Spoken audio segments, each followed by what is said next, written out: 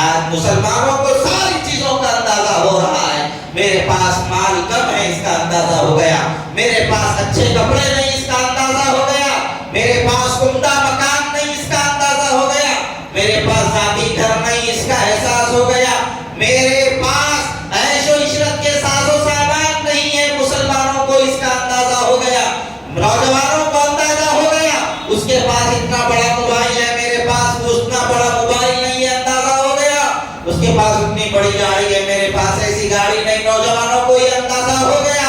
لیکن آج مسلمان محروم ہیں تو اس فکر سے محروم ہیں میں اللہ کی رحمت سے کتنا دور ہو گیا ہوں, میں اللہ کو اپنا بنانے سے کتنا دور ہو گیا ہوں, میں اللہ سے تعلق قائم کرنے سے کتنا دور ہو گیا ہوں, میں میرے نبی کی سنتوں سے کتنی دور آ چکا ہوں, میرے نبی سے میرے دل میں کتنی دوری آ گئی ہے.